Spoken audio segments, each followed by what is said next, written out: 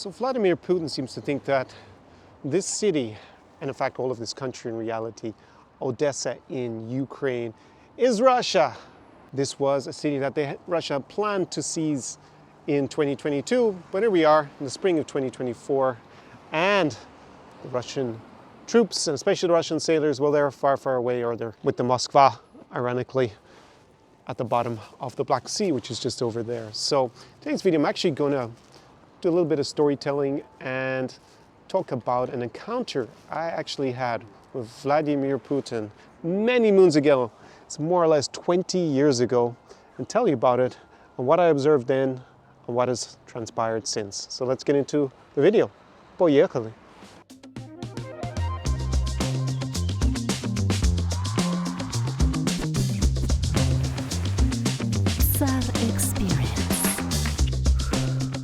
So the sun is beating down on me now in Odessa. I got the Black Sea just behind me. We actually have an air alert at the moment, started about 2 minutes before I decided to start recording here. So it is the time to reflect on an event that happened over 20 years ago now. Would have been late 2003, possibly very early 2004, but I'm pretty sure it was 2003. And it was when I was invited to a very small gathering with Vladimir Putin, who at the time was in his first term as Russian president. He's still a Russian leader over 20 years later. I'm not sure I really predicted that, obviously, at the time. So what brought me to this meeting? Well, I was studying, doing my master's. I was at graduate school, as it's known as, in the parlance of US academia. And I was studying at the Advanced School of International Studies. Its acronym is SAIS, which is part of the Johns Hopkins University. So it's a top university. It's actually for international relations, at least at the time, it's considered the best program in the world. But basically, it's a very high-level school for international relations, and I had a specialization in strategic studies and actually the region that includes here Ukraine and Russia. At the time, the program was known as the New Eurasia. And basically, I had a lot of former Sovietologists, so those are guys who would have studied the Soviet Union, American professors. They were the professors in my program. They continued studying, but this time was about obviously post-Soviet Russia, Ukraine, Central Asia, those kind of countries. So I was in this program, and I'd only just started to learn Russian. My Russian wasn't very good. It was, basically it's extremely rudimentary. So I wasn't able to converse in Russian. I wasn't able to obviously listen to Vladimir speak in the original like I am now when he's making these speeches, basically telling us what he wants to get rid of us here in Ukraine. That I can all understand perfectly well in the original today, but back then it wasn't the case. And basically, Vladimir Putin came to Columbia University. Again, kind of interesting seeing what's been happening recently with the war in Gaza and what's been happening at Columbia University. But times were very different 20 years ago. And we were invited because Vladimir Putin wanted to reach out and communicate with what he considered would be future political leaders, either within the bureaucracy in, the Beltway in Washington, D.C., or maybe even political figures in the U.S. in the future. And he basically came on a charm offensive, I would describe it as. So we got invited up because I was in this faculty. So I was, even though I was not American, I think by default they just included me in that category that would be of interest to attend from the Russian point of view. So went up to Columbia. I went with a classmate of mine who was Croatian Italian, actually, who lived in the US for a while and actually spent time in Russia and spoke fluent Russian. And just one interesting thing that's maybe a bit of a tip in future if you're trying to get into exclusive events is that, well, we wore suits going there. So we were, looking sharp.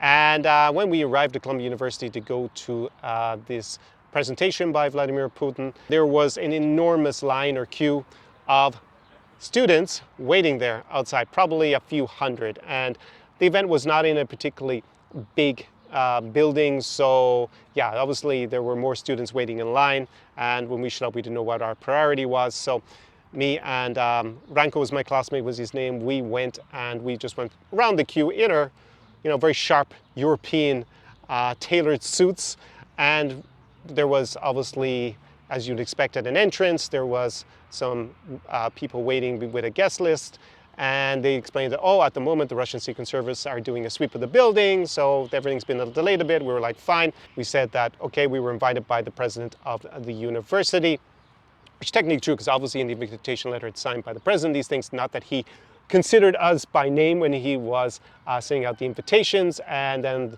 the woman who was there looked at the list, and no surprise we were not on that particularly high category of person for the list. It was obviously going to be more the dignitaries that were there, either probably some US political figures or very high leading academics. And she said, oh, I just wait here for the moment because obviously everything is delayed and we'll sort out and figure out where you are in the list. So I was thinking, okay, presume we're still going to get in here. And then this, I guess, Russian gentleman came up and he introduced himself as, I don't know, Professor, we'll give him a name, Gennady Vladimirovich from Moscow State University. And the woman looked for his name and she did not also find his name. He got rather upset, offended, and irate. He was like, I am not on list. I am Professor blah, blah, blah, blah, blah, from, I think it's GMU, is that the acronym or the initialism in Russian. But anyways, Moscow State University, he acted very offended and got very, very angry. And then the woman looked quite intimidated by him. She cowered a little bit and said, oh, no problem, no problem. Just wait here, you can come in. And then basically about 5 minutes later, she waved him through. And so we actually got to go in and pick our seats right up pretty close to the front, actually. It wasn't a big, there was less, I would say there's definitely no more than 100 people at this meeting or audience with Vladimir Putin. So we were pretty close, maybe not at the front few seats because I think they were reserved for, like, the dean of the University of Columbia and stuff like that. But we were a few rows back and we sat there. So we're like, wow, this is pretty cool. Obviously exclusive event. We're going to listen to the Russian president. Now, it's important to realize that unlike today, in Vladimir Putin's first term as Russian president, he was seen rather favorably in the US and in Western Europe because Russia had had the instability of the 90s and Boris Yeltsin had been the president of Russia during that time, and obviously maybe not entirely due to Yeltsin, but just because communism had failed, the Soviet Union had dissolved, and obviously we'd had 15 new countries emerge, and it was quite chaotic. Plus you had the countries that were in the Warsaw Pact. They also all faced austerity while they reorientated their economies after being central planned economies and became more market orientated. So there was a lot of desperate poverty and social decay in Russia during the 90s, and then at about the time when Putin became president, I think also resource prices that Russia sold also started to soar in price pretty soon after that. So anyways, whether he was responsible for the large part of the turnaround or he just happened to be in the right place at the right time, he was seen a very positive life for that reason. He seen it brought stability to Russia. It wasn't as wild and chaotic and as maybe unpredictable and reliable going forward, and that was the feeling. So most people actually had a pretty positive impression of him, which is obviously quite different today considering what has happened since. So Putin obviously came in, he had a huge number of bodyguards with him, these big guys I remember all around him. Putin isn't particularly tall. I think he's actually pretty short in reality. And he sat there in the middle and he took questions, and as I said, it was a charm offensive. He was quite witty, he came across as quite sharp in answering the questions, intelligent. He was affable, I would say, almost, because he made a lot of jokes. He had humor. Now, it was the main reason for him to be there was to reach out and create a good impression with, potentially future leaders in the U.S. He also was not really confrontational at all with the United States. He'd also, in the aftermath of 9/11, reached out to help the U.S. He had a pretty good relationship with the U.S. president at the time, George Bush Jr. He'd obviously famously quipped that he looked into Putin's soul and seen a good man. I'm probably paraphrasing a little bit. So, had all those things. It was creating, to me, as obviously someone in their mid-20s at the time, quite a good impression because I thought, okay, he seems to have humor, he seems intelligent. I've been given this very good impression about Putin just by basically the media and what I'm studying relative to, the leader that come before. There was even one moment where a woman stood up to ask a question and she took a step forward, and all, his 8 huge bodyguards took a step forward towards her, and it was kind of this funny incident. He made a joke about it, not to be too intimidated about them. They're just looking after his safety, and he doesn't feel threatened that you're going to do anything. Yeah, he made it, it quite lighthearted. And then there was a moment that revealed a lot about what Vladimir Putin was planning to do. A woman stood up and she introduced herself as a Russian journalist. Now, she was quite young. She was probably early 20s, I would say. So I'm not sure if she was kind of a student who also, contributed to a newspaper, or she was actually, kind of a professional journalist or not. And I understand that this wasn't the purpose of his trip, to speak to the media or this particular audience that he was giving. It was this reach out and this kind of, as I said, I'll describe it as a charm offensive, a charm campaign, which is quite different to other campaigns he's launched since then. And his tone and his face changed immediately. He stopped appearing quite friendly and affable and looked quite unhappy, I would say, and a bit annoyed, irritated by the fact that someone who introduced them as a journalist, a Russian journalist, had stood up. And she asked a question basically about, she said, "Hey, Mr. President, how do you respond to people in Russia who are now starting to criticize your clampdown on the media?" Maybe I'm paraphrasing, I don't remember the exact words that she used, but basically indicated his clamping down the media or restricting the media to a certain extent. And Putin's eyes actually narrowed. He became quite aggressive immediately, and he kind of snarled back at her. "You don't realize how good you've had it. In Russian history, there's never been real freedom of speech. This is the freest that Russia has ever been. You should appreciate it more." And to me, it was quite shocking, his response, because he didn't handle it like the rest of the questions or his general demeanor at all, where he was, as I said, quite charming. We could say the charm offensive was working. He was quite aggressive and nasty and condescending, that she could dare, question his commitment to freedom of speech. And he looked a bit more like a psycho ex-KGB agent in that moment, which was quite a contrast to what had happened before. And if we look at what happened, obviously, with freedom of speech in Russia, journalists, basically was completely crushed, and many leading journalists suddenly ended up dead, as did many of his political opponents. Then that was obviously, in hindsight, of course, we can look back and say 50-50, but even our 2020 is hindsight, right? Looking back at it, we can tell, obviously, what happened afterwards. There isn't very much freedom of speech or freedom of expression in Russia in terms of the political context. You can look at the rankings of where Russia lies, and but it was definitely an omen about what was going to happen, and it definitely unsettled me. It dramatically changed my impression. If it hadn't been for that, I probably would have been overall very positive. Because remember, my father actually asked me, "Oh, that was interesting. You went to this small audience with Vladimir Putin and obviously the leading academics in the field. What was it like?" And I said, "Yeah, he was quite charming, he was quite smart, but at the end, he left me feeling very uncomfortable, and he was quite aggressive, this journalist, and yeah, he looked like a bit of a nasty, I guess thug is the word I would use in hindsight." Definitely was a portend of, an omen of what was to come. And if you had told me there, Connor, he's still going to be president in 2024, and he's going to be the Russian leader, claiming, well, he says he's in his 5th term. The last elections were pretty much farcical. None of the opposing candidates were allowed on the ballot, were anti this war against Ukraine, this Russo-Ukrainian war, and actually they all seem to have endorsed him. So it's not really any sort of political competition. So he obviously went a lot further than eliminating freedom of the press or, obviously people's right to really contest him.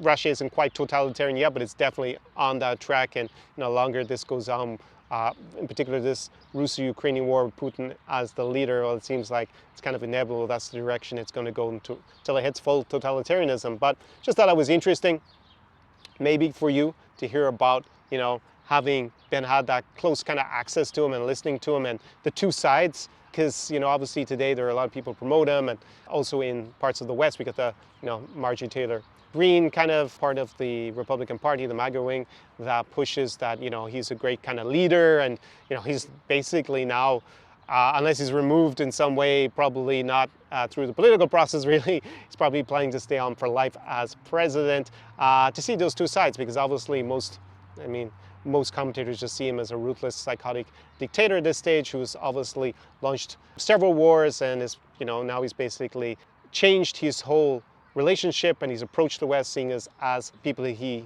intends to collaborate with, but he's now basically in an alliance against, we'll say, the US, European Union, obviously against Ukrainians, the whole idea that Ukraine exists.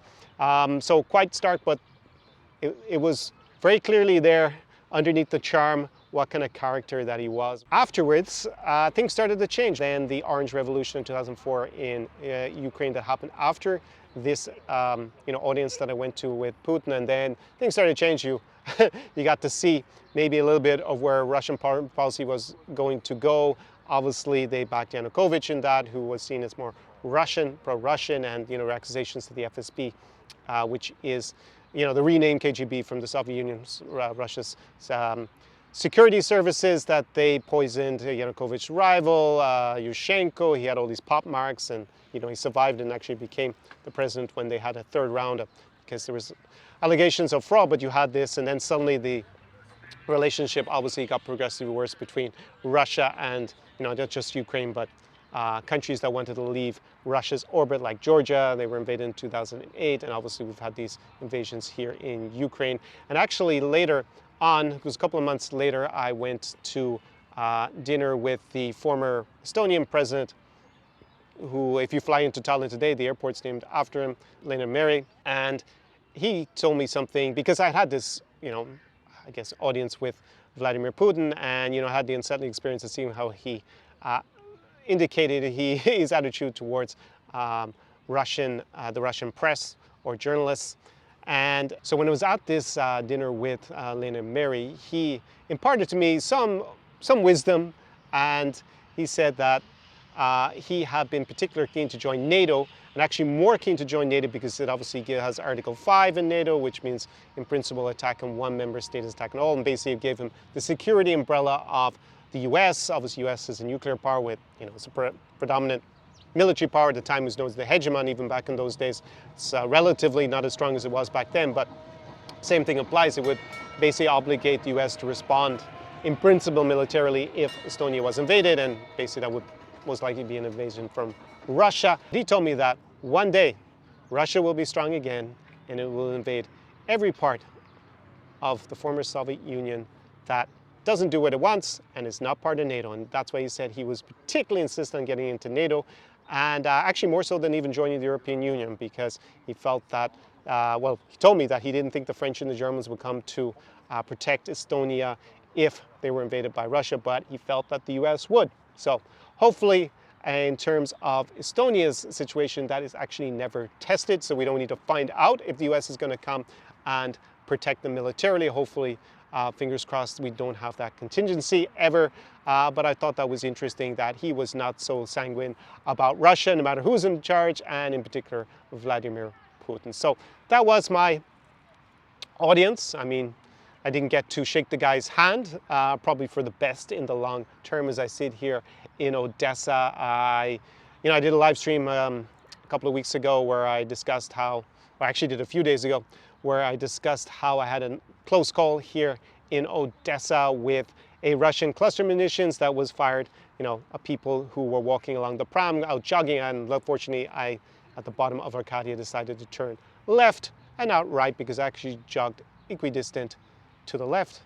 And then the Russian cluster munitions, which target obviously a civilian area and killed 6 people and injured around 30, was 1.4 kilometers to the right, and I jogged 1.4 kilometers to the left.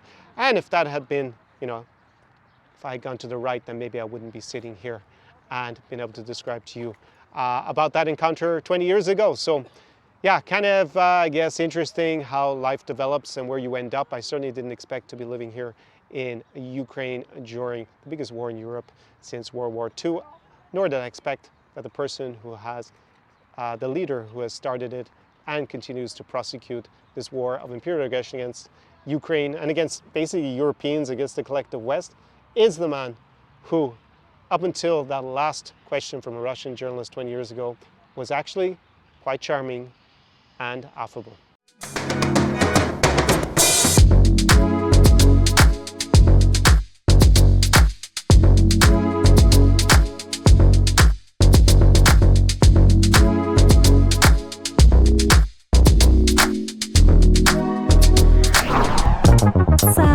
Experience. So with the Russo-Ukrainian War, I've been my clients to other parts of this region that I'm dubbing New Europe. I have a video as to why I refer to it as New Europe. I'm going to link that above in a card down below in the video description. But basically, it is the region east of Germany and west of Russia. And it's in contrast to old Europe, which would be countries like France, Germany, the UK. And my clients have been, in general, trying to spend 3 to 12 months per year in this region. The in-person clients, we've been going to the 3 Baltic capitals, to Tallinn in Estonia, to Riga in Latvia, and Vilnius in Lithuania. And of course, we've been going to Warsaw, the capital, really kind of like the commercial capital, the entire region in Poland. Maybe I will expand that to places like Krakow in Poland, or maybe Prague in Czechia going forward. So if you would like to steal my secret places in some of those cities, I have a free PDF. It's down below in the video description. So go grab that if you are interested in visiting some of those cities. Maybe it's going to be this summer, in the summer of 2024. As you see, it's officially still springtime, but we have this beautiful weather here in Odessa in Ukraine. So there will be a new video, and in the meantime, stay away from those online scammers, please. They destroy so many Western guys' finances and their emotional state. On that note, I'm going to bid you a do pobачення, гарного вечора, and ciao ciao. SAR Experience.